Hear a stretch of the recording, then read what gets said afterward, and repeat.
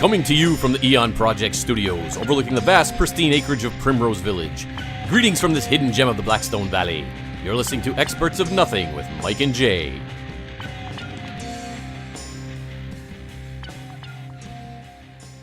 You smell something funky? Yeah. Was that you? No. We just got crop dusted by a dog. Which brings me right into... Oh, good morning. Well, hello, everyone. Good afternoon. What time is it? Where are we? What day Welcome is to this? another episode of the TheEoNProject where we do stuff and say stuff. That brings me to a crop dusting story quickly, and this is going to change your perspective We're on jumping things. right into things. I was at the local workout establishment today. Workout establishment. And, every once in a while you run into or you see various people in there, obviously. Yep. Ranging in different ages, different, Different levels of fitness. visages. Well, today I saw a very attractive younger lady. Oh! Dressed in her attractive and very fashionable, workout gear. Were you following her around? I saw her from a distance at first. I was like, wow. You were trying to get the right She's angle very attractive. to see her in the mirror so that she couldn't see you. So I was using a particular device, and there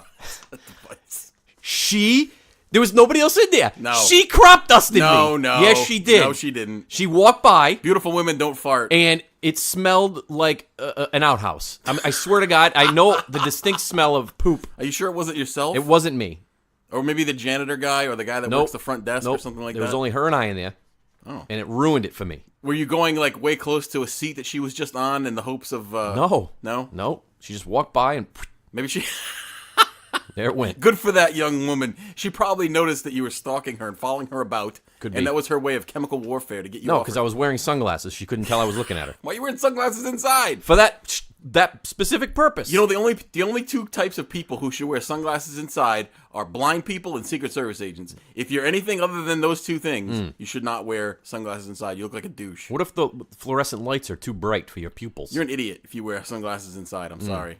I don't wear sunglasses ever. I think you look like just a... Nah, sometimes you gotta Hard wear 'em. on. The sun is just too bright. It's too strong. No, and then it's just more things to do. Just I'm more old. things. I'm old. I gotta protect my vision. Anyway, so this episode of the TheEoNProject is world famous annual, which is a misnomer because it's the first time we've ever done it, listener suggestion show. That's right. So what we're going to do is we have a myriad of obscure and weird topics that were sent to us by our lovely fans, you guys. And what we're going to do is kind of go into them, not spend too much time on each one because we have a bunch to get to. But so there's really no theme to the show. It's just whatever our listeners sent us. That's right. So basically, the way it happened was we solicited the last program for listeners to email us with show ideas or questions that they had for us. So Yep. I specifically didn't look at any of them until Mike just walked in a little while ago. Oh, the questions? Yeah, and we quickly divvied them up. But I will say this, just a quick glance of the questions. Yeah. There are some interesting topics as well as personal questions that are being asked of us. So hopefully you can gain a little insight and knowledge about us as people. So before we get to that, I want to mention something that's changed for me. So as you know, if you're a regular listener to this program, I always have a extra large black coffee from Dunkin' Donuts, who is not a sponsor of this program, to get me through the recording session. However, the weather is so nice today that I have transitioned to an iced coffee. Listen.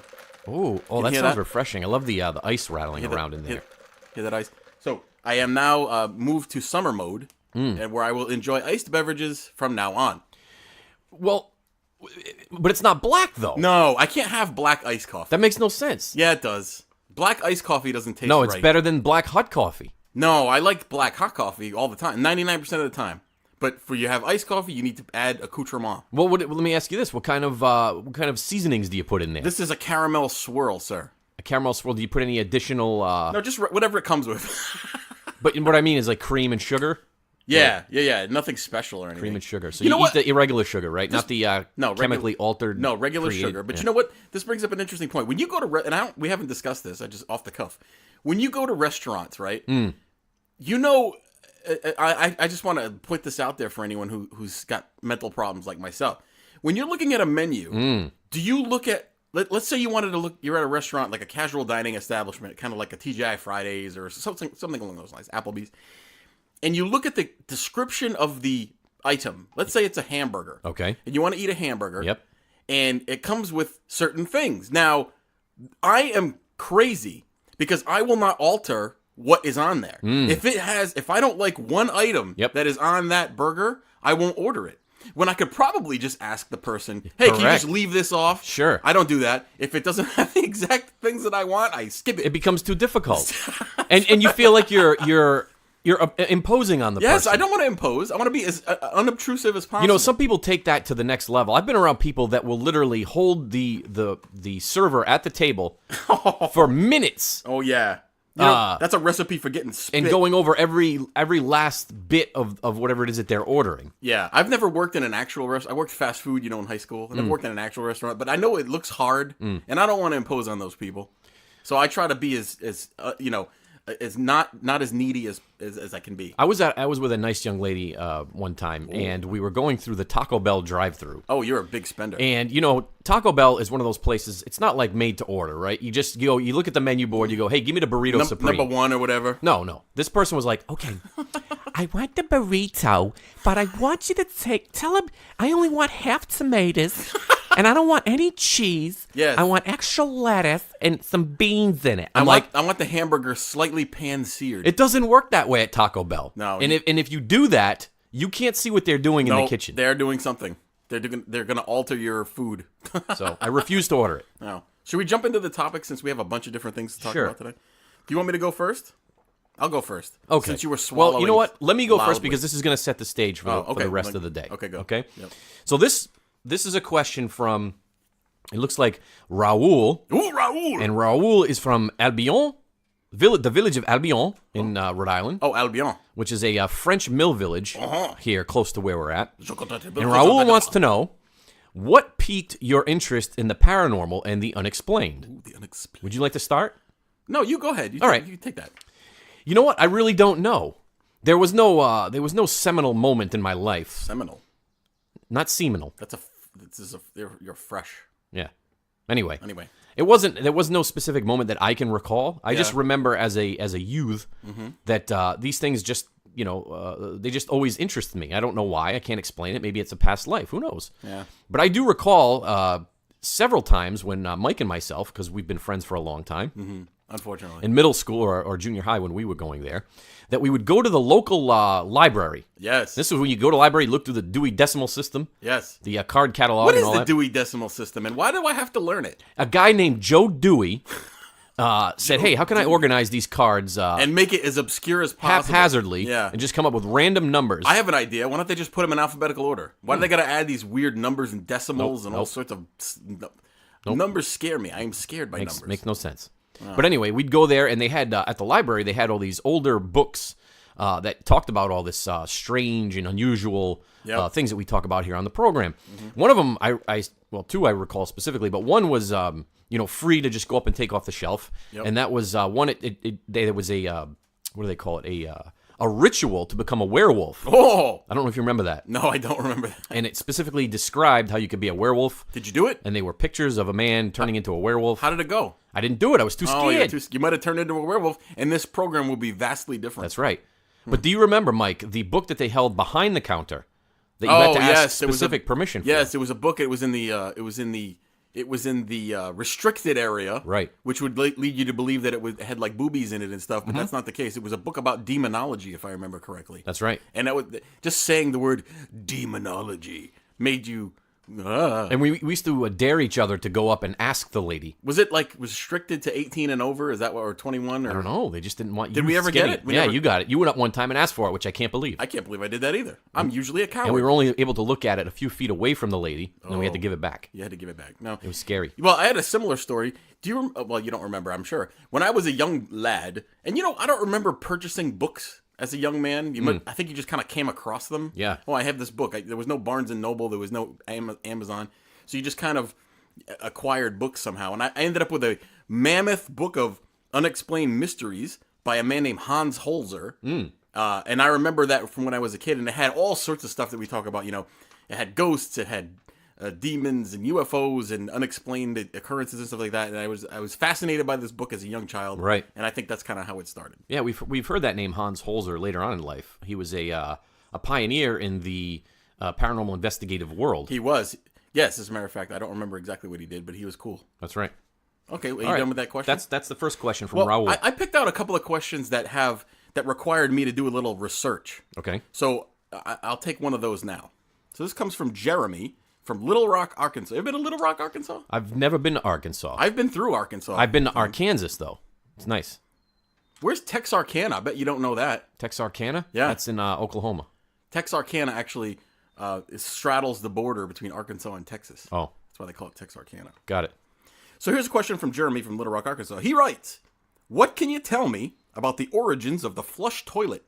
So I'm going to jump into that. Okay. Great question. All right. So I did a little research because I really didn't know. You did your research quick. Yeah, yes, I did. Well, no, I read up on these questions yesterday. Oh, you did? Oh, you cheated then. Oh, I didn't know we weren't supposed to do that. Oh. Okay. All right. Believe it or not, for thousands of years, people just kind of went poop and pee wherever they wanted to go. They really didn't think much about it, where they were going. However, the ancient Egyptians and the ancient Romans both had very elaborate systems of waste disposal, which you've probably heard that before. They had those aqueducts and stuff that would carry waste. They had like stone toilets you could poo into. That's correct. They had very advanced systems. But the Europeans, such as they were not quite so smart with how to get rid of poop. So in England, for example, I thought this was funny. In the Middle Ages, rich folks had kind of a royal porta potty thingy where they would sit on a stone or wooden throne to go poop. And the waste traveled down a pipe and was deposited, guess where? Right outside the house. It's like onto the ground, right outside. Gotcha. So the outside of a rich person's house probably smelled delicious. Yep. Also, around that same time, they had communal toilets, such as where there would be a bunch of people who went to the bathroom, in like a centralized pooping center. So if you're Italian in the kitchen and French in the bedroom, what are you in the bathroom? Dutch? European. So the communal toilets, they would all go into the bathroom, and there was one in particular, and I can't remember the name of it. It was some sort of weird name, but it was in England, in London.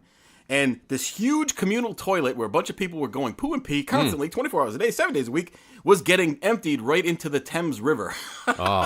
Which made the river quickly become not so fresh. The filthy Thames. The Thames River. Poorer poopers pooped in buckets right inside their house, and then just emptied it out into the street. And they toss it out the window. They would throw it into the window. Believe it or not, Leonardo da Vinci had plans for a flush toilet, but most people thought the idea stunk. Now, wasn't there something that they would say to people before they tossed the bucket? Gardy-loo. Gardy-loo. They would say Gardy-loo, and I don't know what that means. They would throw out. And you better get out of the way if you hear Get out the way. It is not raining. The first patent for flushing toilet, which is actually the purpose of this question, was actually issued to a man by the name of Alexander Cummings in the year of our Lord 1775. A watchmaker by trade, Cummings designed a toilet in which the water supply was brought low into the bowl and some water remained after each flush. That's about what we have now. It's a very similar system.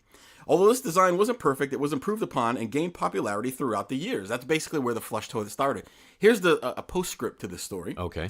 Believe it or not, there was actually a man by the name of Thomas Crapper who improved upon Cummings' design in the 1860s, giving us that great name that we all know and love, but he didn't actually invent the flush toilet. No. But the Crapper was a legitimate description of his toilet. I see. I'm going to the Crapper. It's spelled with two P's, right? Yeah, Crapper. Oh.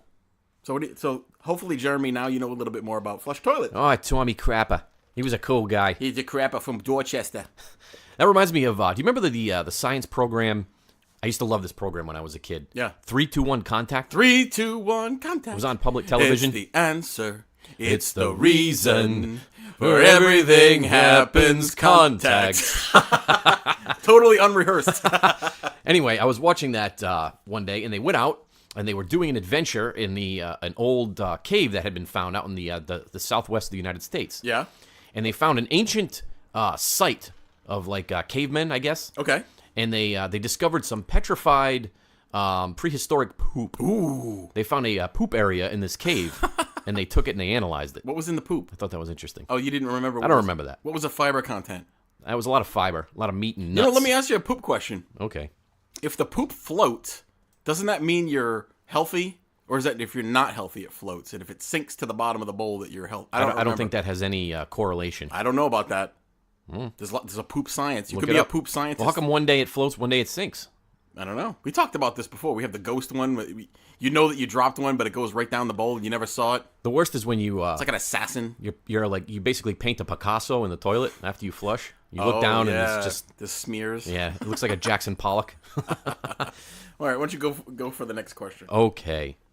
So the next question. Hold on, let me just look quickly and see my my list of things here. All right, I'm gonna jump to.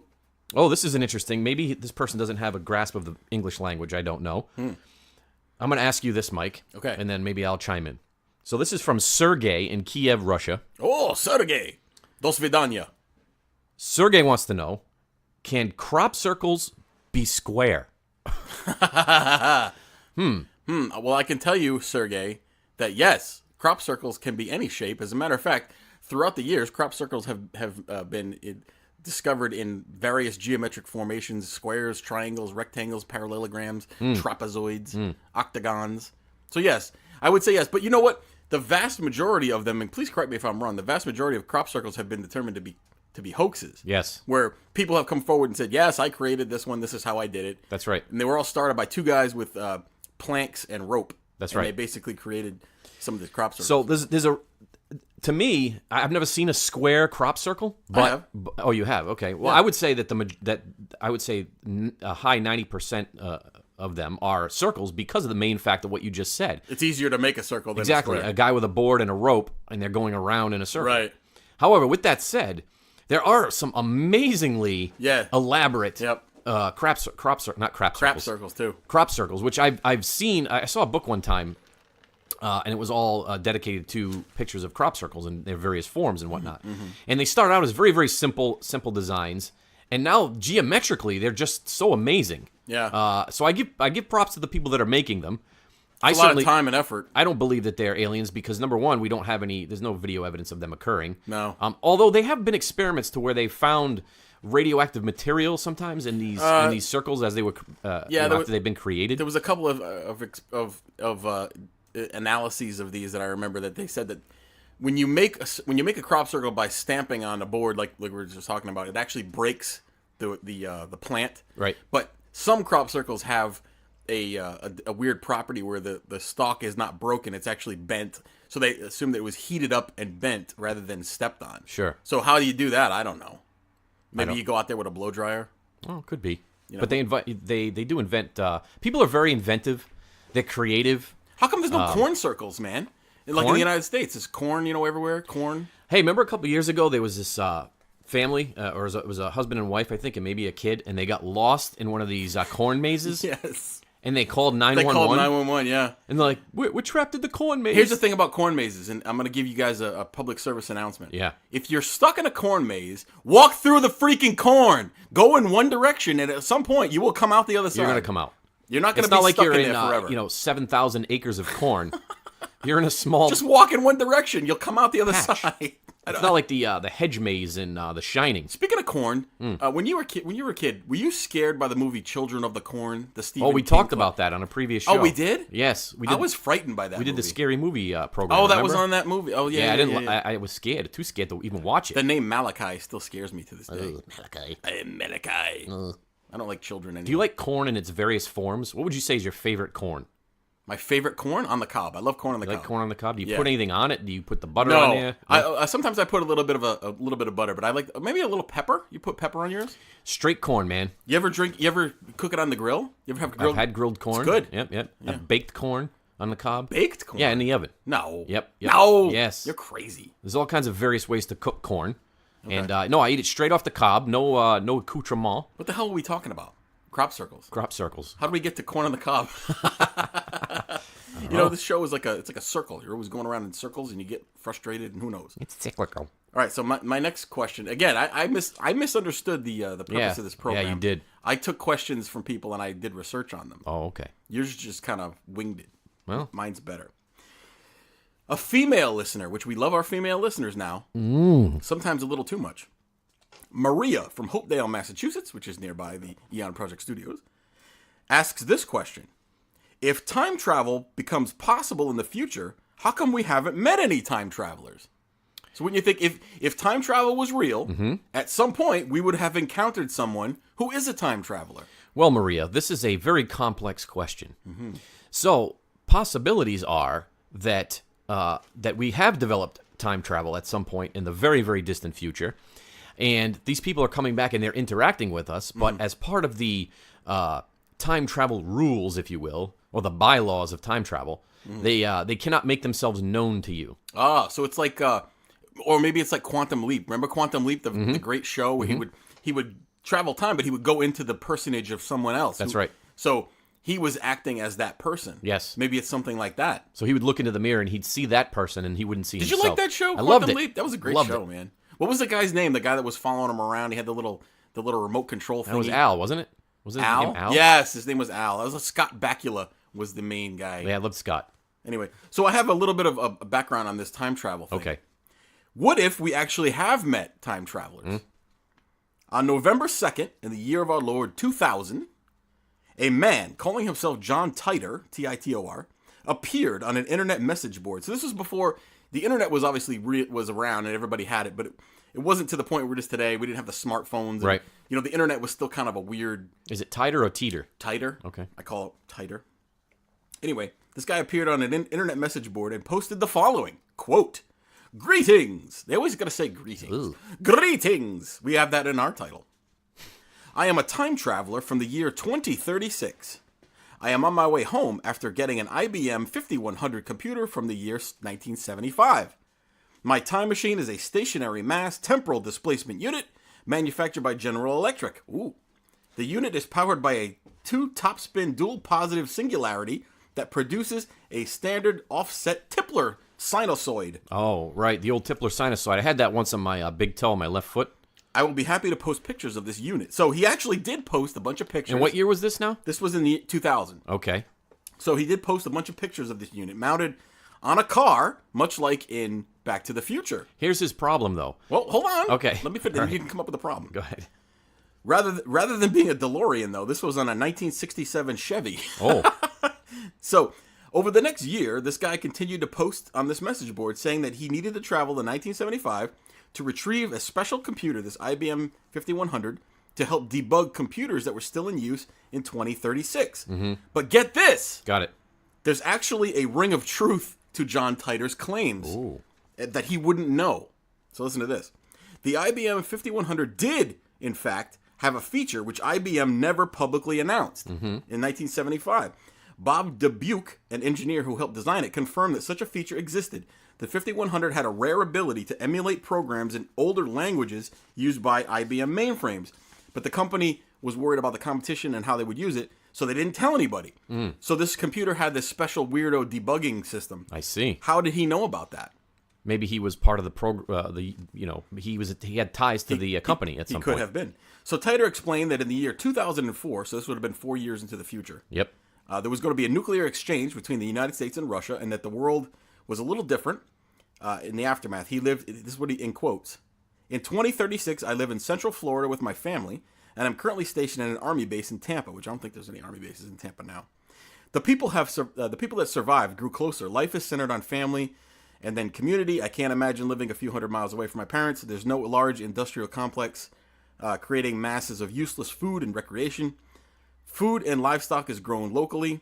People spend much more time reading and talking face to face, which that's not true. Religion is taken seriously, and everybody can multiply and divide in their heads. And then he even gave some advice, which actually his advice isn't too bad. Learn basic sanitation. Learn to shoot and clean a gun. Oh, very important. Consider what you would bring with you if you had to leave your home in 10 minutes and never return. After about a year of posting these weirdo messages, Titor disappeared, ostensibly to 2036. But as you know, there was no nuclear exchange. But maybe, just maybe, here's something for you. John Titor was successful in changing time. He actually averted the crisis by going back a la Terminator and fixing the past before it became... What do you think about that? Well, I think it's a bunch of nonsense. However, what he should have done was he should have pushed a lot of that stuff further out into the future, so it would be harder to corroborate. Well, didn't we talk about this the last time? Like, if you were smart, you would say that the end of the world was going to happen like 50 years from now, so you're dead. And the other thing is, and I've seen a lot of movies that deal in time travel. Yeah. They're very confusing. Very confusing. It's hard to wrap your brain around them. We're not very smart. Yeah, it's tough. It's tough to figure out. You're changing the past, and you're moving in different timelines. A lot of it doesn't make any sense because, like you said, if you travel back in time and you alter events, how would you get back to where you were initially? you've already altered that timeline. So there would be, it would cancel itself out. Like you would never, if you change the past, you wouldn't be able to get back to where you were, if that makes any sense.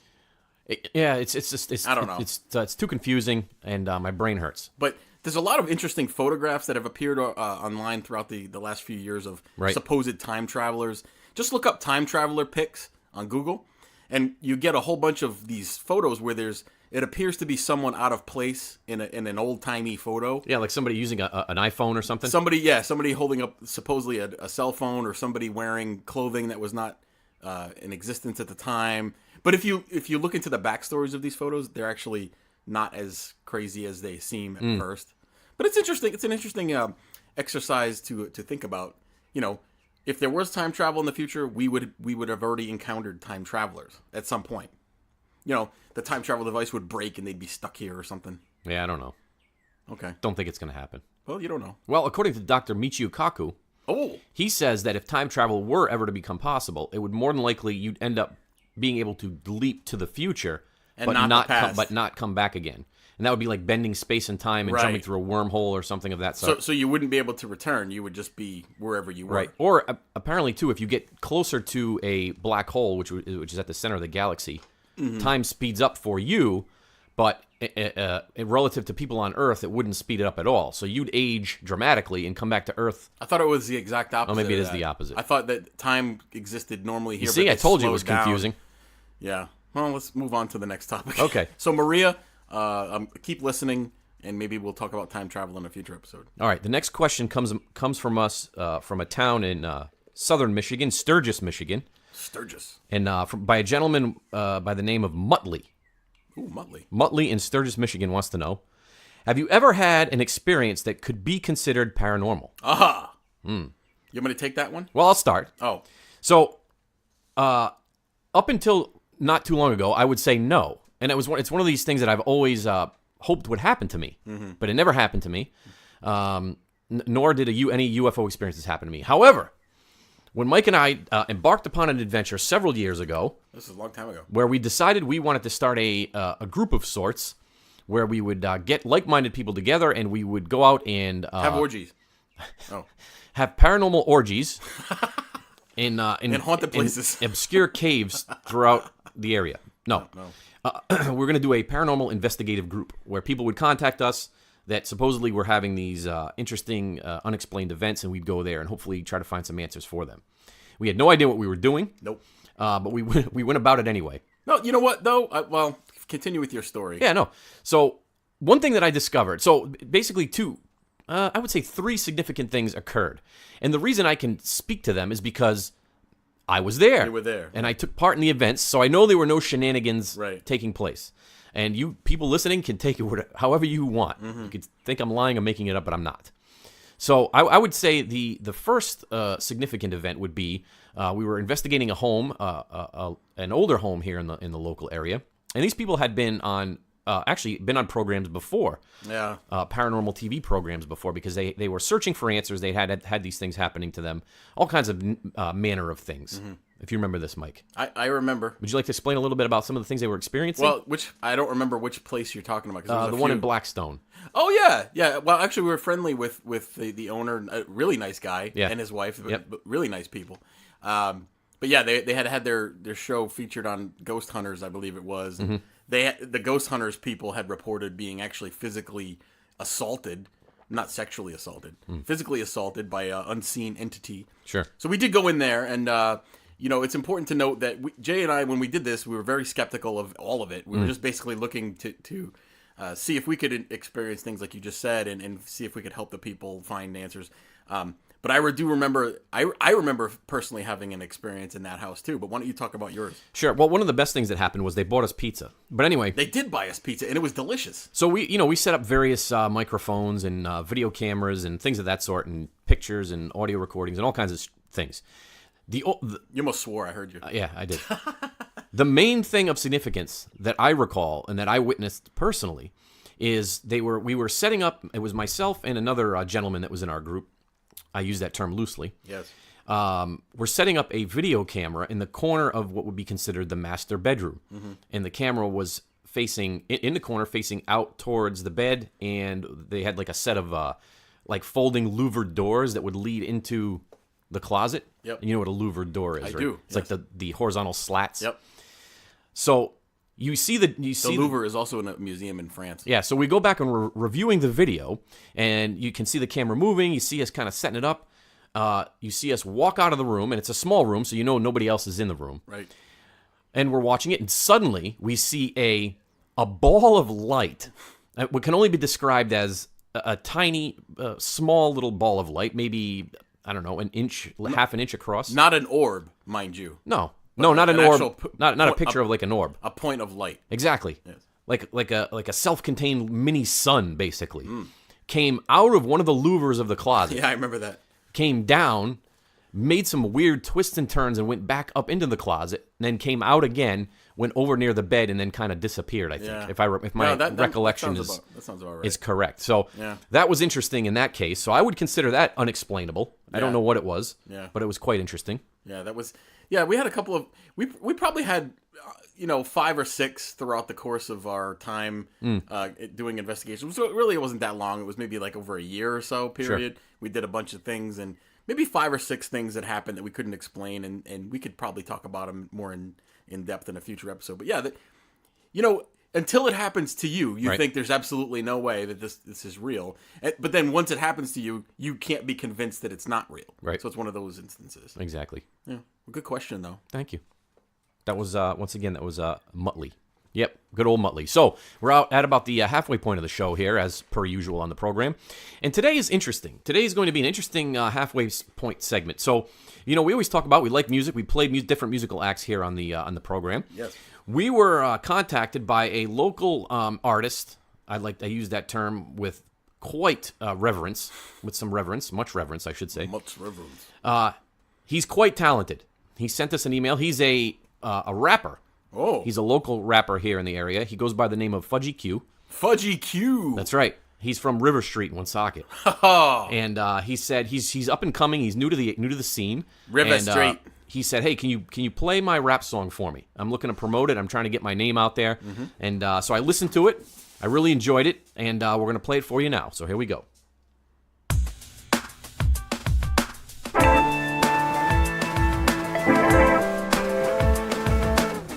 Hell yeah. Here we go.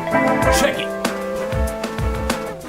Here I am, you might not know me, but what I have to say is just exploding. I come across the mic like a fury. There's nothing like me, but not to worry. I pick my spots like a fighter. Spew flames out my mouth like a lighter. I lay my words down like it's a cyclone. Fight hard like the troops in the drop zone. Oh, can't you see what the music's done to me? Used to drive a Chevrolet, now I'm rapping every day.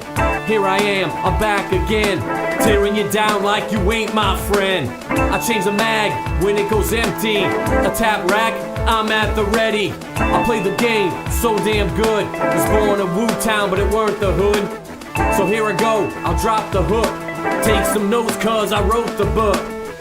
Oh, can't you see what the music's done to me?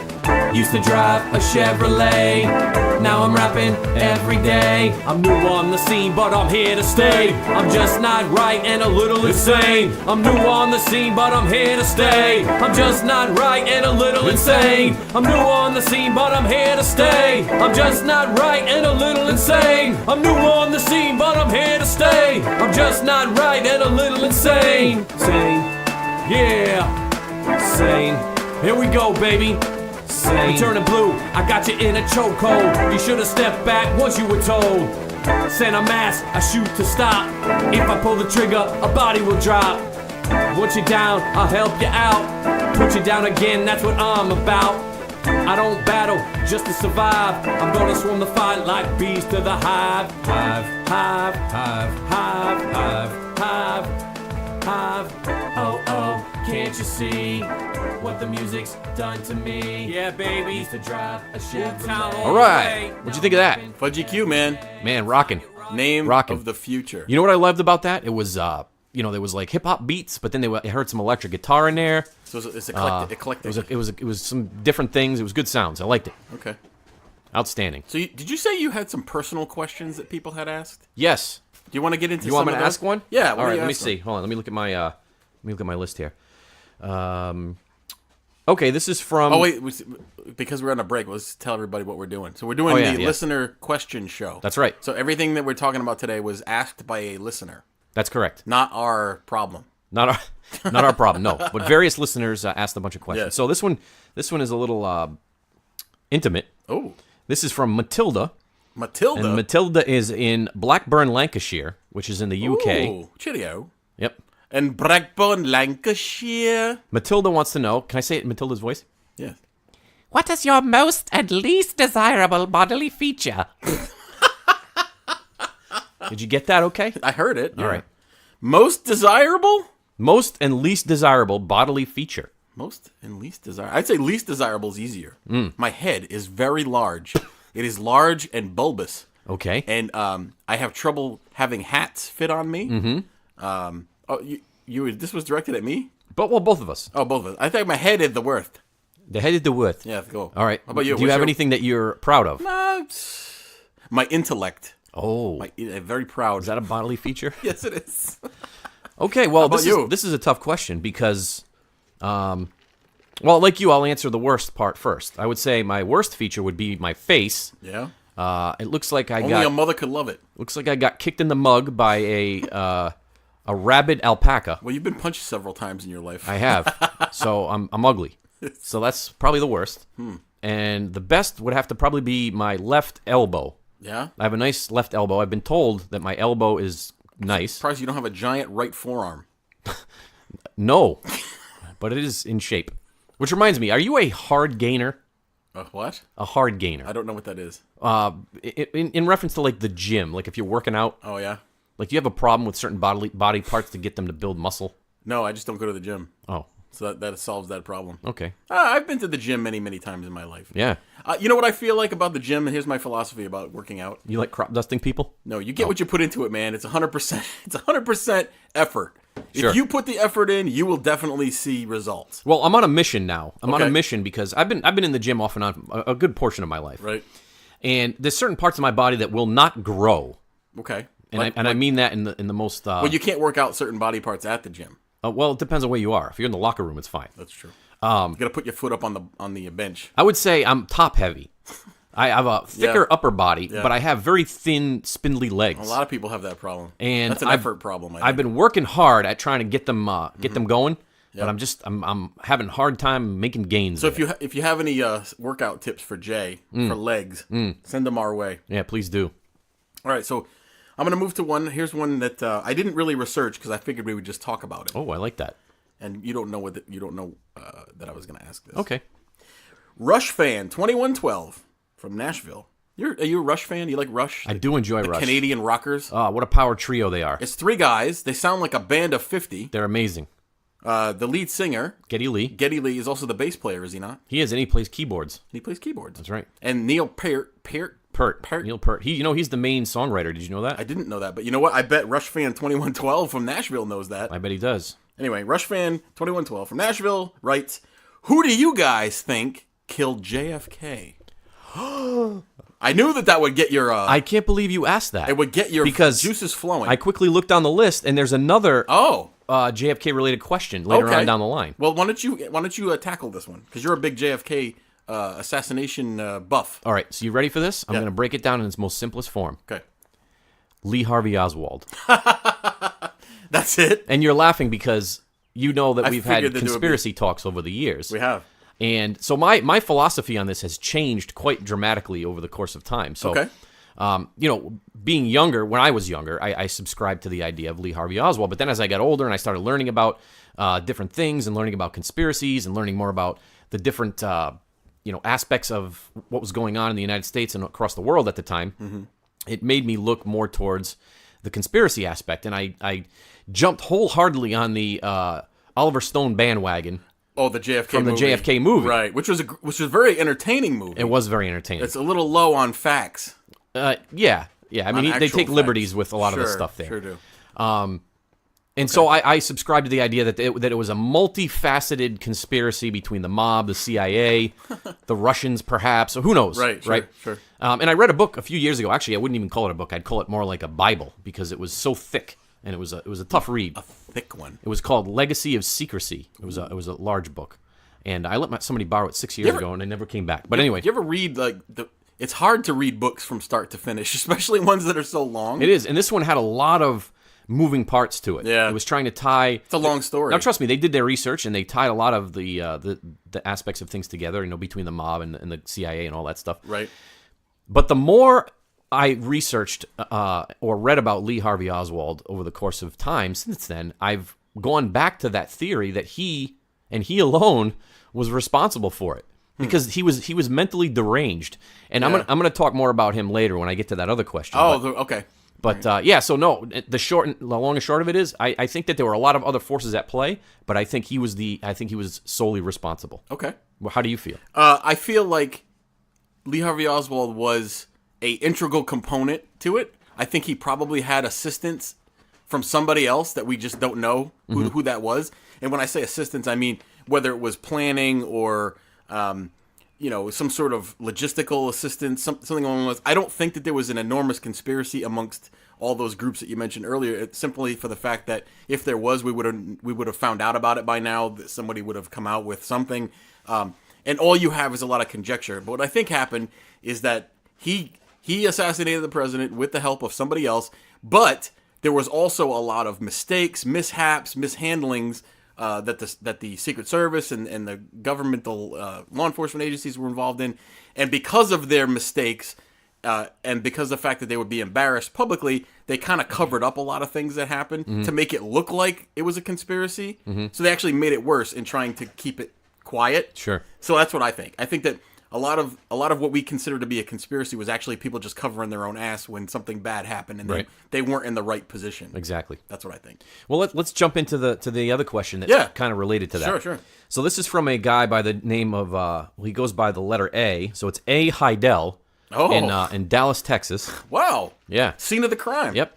And he wants to know, can you explain the significance of Francis Gary Powers being shot down over Russia and the connection to Lee Harvey Oswald? I can tell you that. Well, go for it. Just Why don't you off the explain top of my head, who Gary Powers was Francis first? Gary Powers was a U-2 spy plane pilot. Please correct me if I'm wrong, but I'm pretty sure I'm just off the cuff here.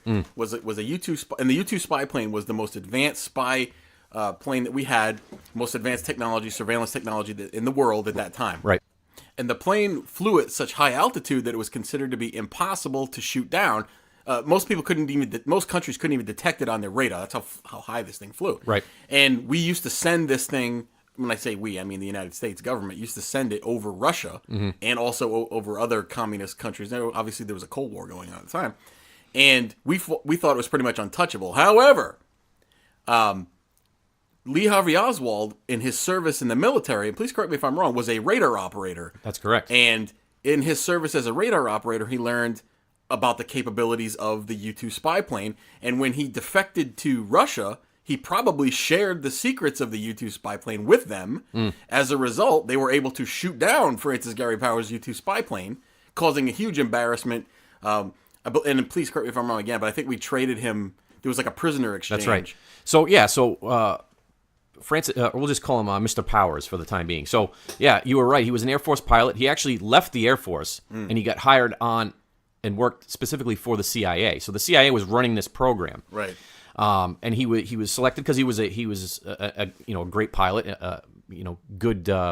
great skills as a pilot, good dude, and he was flying this plane high above Russia. And like you said, they had flown many missions before, had no issues before, up until May 1st of the year 1960 when he got shot down. An interesting note too. He took a lot of flack, Mr. Powers did, when he came back to the United States when they eventually traded him for some other Russian spies, because they said that he didn't do his job in the sense that... he shouldn't have been shot down. Well, not only that, but he had a... so the plane had a self-destruct mechanism, which he failed to initiate. Well, would it have killed him had he hit the button? Well, it would have. It could have. He was supposed to eject and hit the self-destruct and all that stuff. But anyway... he didn't do it. So he didn't hit the button. And they pretty much recovered the plane almost intact. And the other thing that he didn't do was he had a coin around his neck, like a silver dollar. Okay. And hidden in the edges or the ridges of the coin was a poison that was created by a poison. He was supposed to take that. Created from a poison shellfish. So he's supposed to like ingest this poison. Got it. And not be captured alive. And he didn't do that either. And he didn't do that either. Okay. So, but then he was pardoned after that. You know, they kind of he got his reputation back. One has to wonder what secrets about our surveillance plane capabilities were obtained by Russia at the time because of those things. Right. And please, understand that things happen in warfare and in the military and things, and nothing usually goes the way that it's supposed to go. But a lot of those top secret planes, things like that, we're supposed to destroy them rather than let them get captured. But jumping back to Lee Harvey Oswald for a second, so he left the Marine Corps in 1959, and while he was on active duty, he was kind of a substandard Marine. He got busted a couple times for doing various things, but he always proclaimed a love for Russia. He was always trying to learn Russian. Always said that he liked the Soviet Union and that he wanted to go to the Soviet Union. Right. So when he separated from the Marine Corps, that's what he did. He took some money that he had saved up, and he somehow made it to Moscow. Yeah. And said that he wanted to be a Soviet citizen. He was there for some time.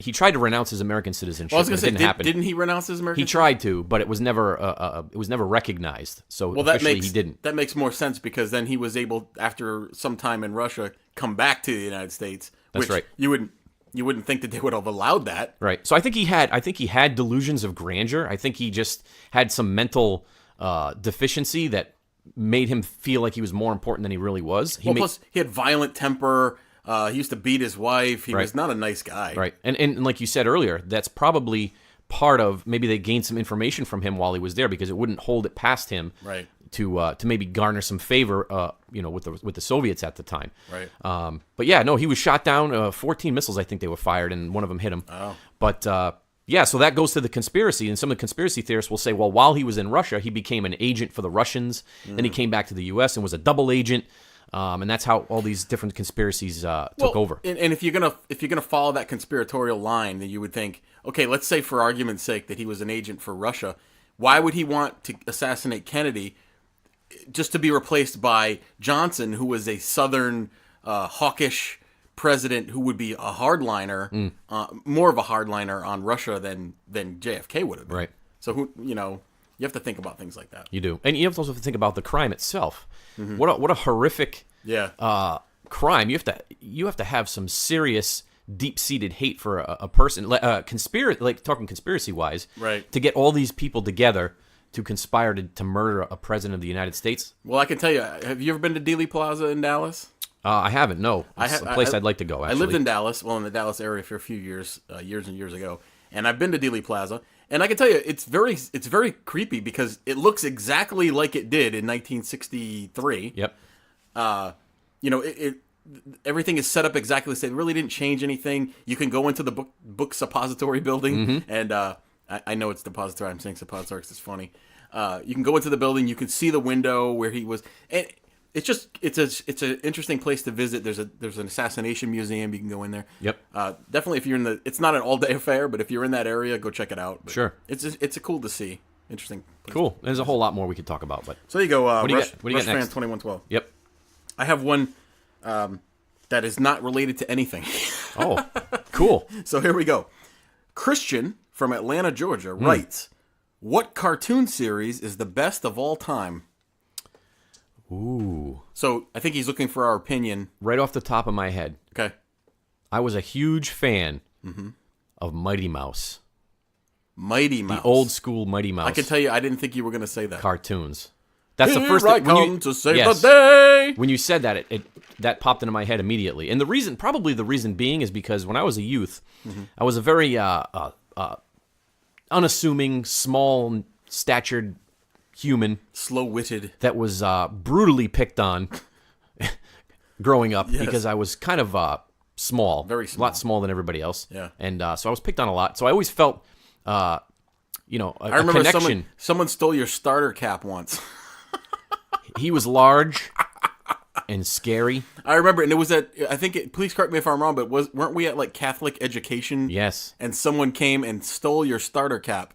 but he was a large boy, and everyone was afraid of him. And I couldn't get it back. Nobody was able to get it back. I wouldn't be here today if I tried. No. So I always related to the smaller superhero that had, strength and power and agility. You lived vicariously through Mighty Mouse. I did. Is that your final answer for the best cartoon series of all time? Yep. Well, for me, I have to tell you that I used to be very much a fan of He-Man. He-Man. Well, you're a lot like He-Man. I look very much like He-Man with the blonde flowing locks. That's right. Actually, don't have blonde and the flowing tight locks. pants that are filled to capacity. But no, I liked He-Man, and I especially liked Skeletor, because Skeletor, he talks like this here, but he was like supposed to be this evil genius guy or mastermind. Yeah, he was kind of bumbling around, wasn't he was enormous, looked like a bodybuilder, had a scary skull face, but he was an idiot. And he would be like, He-Man, he's foiled me again. And he would like, he was kind of funny. And the bad guys, he had his cadre of bad guys with him. Beast Man, Trapjaw, a bunch of those man-y faces, stuff like that. And they were all kind of dumb, but they were funny too. And they would say funny things. Right. He-Man himself was not funny. No, he wasn't. Never said anything funny. So obviously the people who created that program did that on purpose. They said, all right, he's going to be like a Superman-ish figure. What was his alter ego? Prince? Was it Prince something? Prince. Yeah, it was Prince. Oh God, what is his name? It's gonna drive me nuts. Oh, all right. Continue anyway. I'll look it up. Yeah, Prince Adam. Thank you. I remember now. All right. Prince Adam, and then Tila was his cousin. His love interest, right? No. Tila was his cousin. I think. Oh, but that still his love interest. She-Ra was He-Man's love interest, and She-Ra had her own show. She did. It was a spinoff. It wasn't as good. No, but she was hot. She was Who's the hottest cartoon character of all time? Let me ask you that. Oh. There's been a lot. Oh, the girls from Josie and the Pussycats. Yep. They were very sexy. I'm not into bestiality, but when Bugs Bunny dressed up like a girl bunny, I found him to be attractive. Really? Yeah. Like with the lipstick and all that? Oh, there was a girl bunny in Space Jam who was very attractive. Never saw that. Oh, you should check it out just for the anthropomorphic girl who was actually a bunny. All right, so you liked He-Man. He-Man. I like Mighty Mouse. Okay, so hopefully that answers your question. Let's get back to a more deeper question. More deeper? More deepest. The deepest of deep. Okay, here we go. This is from Templeton, from Bluffton, Indiana. Ooh. And he wants to know, are the existence of God and aliens mutually exclusive? That's an interesting question. It is interesting because, you hear that a lot. And I just saw somebody making a comment about this the other day.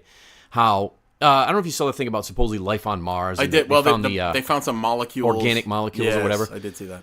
And somebody made a comment on that thread that basically said, "Oh, now because there's life on Mars, you don't have to worship some, spirit in the sky or something like that." And I'm like, "Well, that's a stupid comment. I don't get it. Like, why can't God exist and life elsewhere exist as well?" It sure can. So, if you're a big fan, and we haven't talked about this at all, but if you're a proponent of the Bible being literal or whatever the case may be, and I don't particularly agree with that stance, but I don't think it says anywhere in the Bible that Earth is the only place where people exist or there's life. It doesn't say that, number one. But number two, no, they don't have to be mutually exclusive. There could be, I don't understand how you even make that connection. I don't either. How do you say, let's say they found an alien guy running around on Uranus, which would be really gross. Happens quite often. Yeah. If they found that, why does that have anything to do with someone's religion? What do the two have to do with each other? I don't get it. I don't know. Maybe somebody that's more versed or well versed in their religious. Well, I can tell you that when it comes to religiosity, I've had many a conversation with people that I respect, smart people who have the most narrow-minded view of things like that. Where I've actually gotten into really heated arguments with people when you say things like, I believe that there's other life in the universe. Oh my gosh, no, that is against religion. That is against. Then you don't believe in God. Well, then, I don't get it. We would never talk down to somebody or talk bad about their beliefs. That's not what we do here on the program. No, everybody can believe and think whatever they want because God knows we're kind of out there sometimes with some of the things that we believe. Yes. Yeah, I mean, it's the same thing with people that don't believe in God, atheists. Mm-hmm. They can be as quite narrow-minded and as irrational as some other people. So, right, and they make fun of people and belittle them and things like that. You can believe whatever it is that you want to believe. I'm never going to talk down to you about it, but just keep in mind that there are other theories and there are other beliefs out there as well. So keep an open mind with anything that you do. You know what I mean? Great way to answer that question. So yeah, you're right. You know what? Aliens on Uranus. Aliens are... Hey, I got a joke for you. Oh, what is it? How are toilet paper and Captain Kirk similar? They both wipe off Klingons? They both hang around Uranus looking for Klingons. Oh. Hey, what do you think of the, speaking of jokes, you ever had the tasty gas station delight, the Snowball? Is that the coconut-encrusted ball of dough that has cream in it? Yeah, it's like a smushy marshmallowy thing with I can't say that I've never had one of those. No. Never had one? No. Is that even food? It is. I eat them quite frequently. Actually, that's my. Maybe that's the problem with the gym. Is that you keep, no, it's my pre-workout meal, dude. Oh, it's all sugar. It gives me everything I need to get me through a good pump. I see. So you eat the snowballs, you go pump yourself, you get crop dusted by hot chicks, and then you leave. What's the strangest thing you've ever eaten? This is a question I'm thinking of from a gas station. Oh, like from when a you're gas really station? hungry and you're at the gas station late at night. You know what? I've had many hot dogs from like 7-Elevens at 2 in the morning when you're coming back from the bar, stuff like that. But probably the weirdest thing that I ever ate from a gas station. You know those pre-made sandwiches that they have in there? Oh yeah. I once had a chicken salad sandwich from a gas station that had some sort of chicken-ish, some sort of crunchy cartilage infused chunks in it. Probably one of the most disgusting things I ever ate in my life. That reminds me of a time where I was flying from Japan back to the United States. Oh, you're a jet setter. And I landed in Kansai International Airport on mainland Japan. And I was hungry as you could be.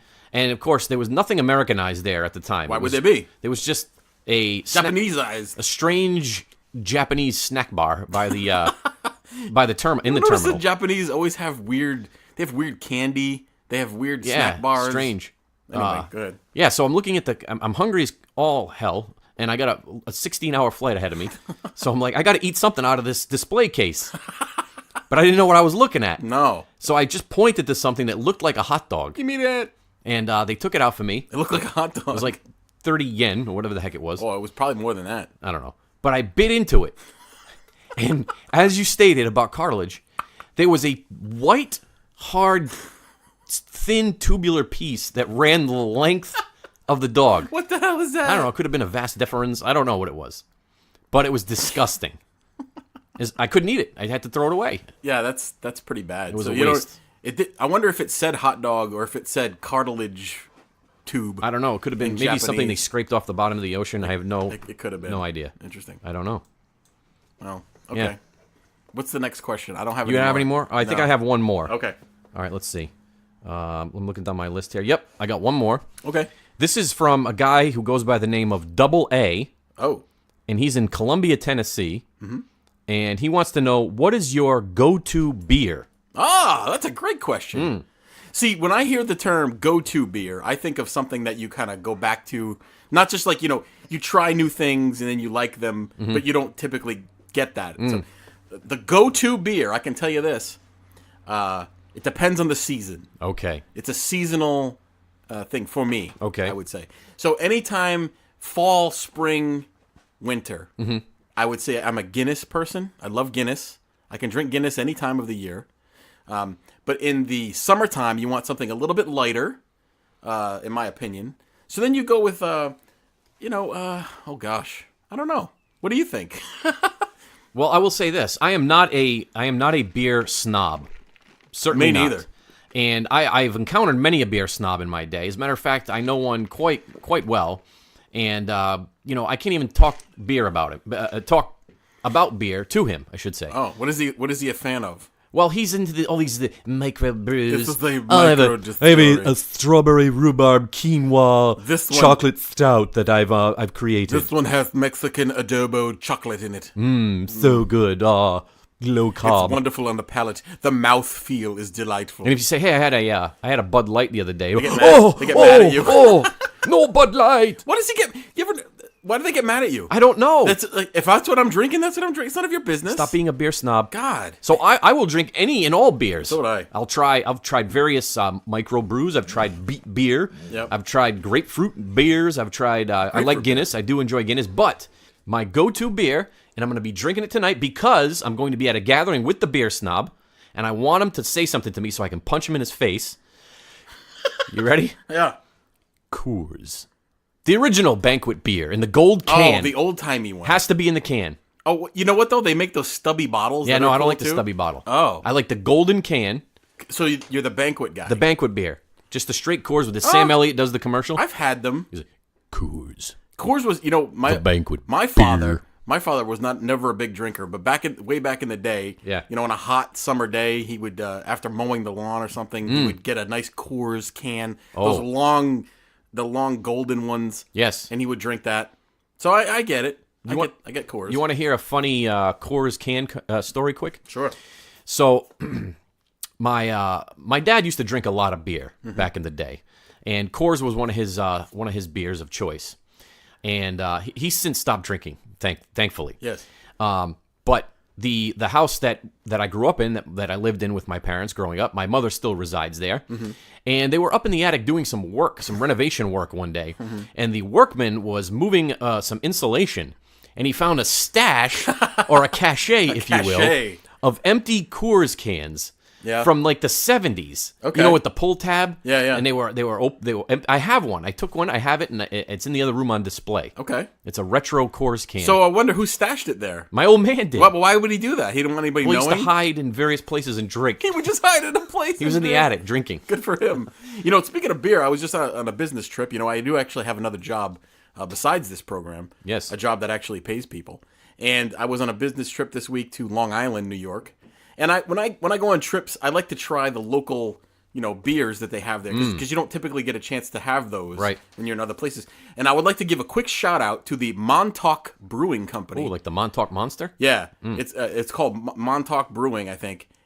Excellent. It's called Wave Chaser IPA. Oh, It comes in a can. Yep. And I had many of them over the last week. how did that make you feel? Delicious. Oh, the next day, not so good, because they are very strong. But I did have many of them. Congratulations, Montauk. You have a great product. Send me some, please, if you're hearing this. Isn't there like a group that like you can get on? You can join this group and you send beers to one another. Oh, I don't know about that. I know there's like a beer of the month group or whatever, but Yeah, no, like you get in contact with these people, like some guy that I lives didn't in know that. Washington State, that sounds cool. and he packs up local beers that you can't get here, and he sends them to you. And then No, you I didn't send know stuff. that. But I did have a friend who was visiting the New England area recently who was a big fan. He became a big fan of Narragansett beer, which if you were from here, you don't drink Narragansett beer because it kind of tastes like poo, and you have a headache the next day. But he was like, "Oh, I'm trying this microbrew, this Narragansett. It's wonderful. Oh, It's wonderful beer." all right. So that was our show. Well, hopefully you got something out of it. That was an interesting experience to say the least. Different things. Little this, little of that, little spice here and there. Oh, I loved it. Yeah. So if you have any suggestions for future programs, drop us a line. We don't hear from you guys as much as we would like. But if you ever get a chance, get a minute, you like the show, you don't like the show, you want something different, you want to tell Jay that he's attractive, Yep. send us an email. You can reach us at TheEoNProject, that's TheEonProject at yahoo.com. You can also find us on Twitter and Facebook. We got some interesting things coming up in the works. We're trying to get a couple of...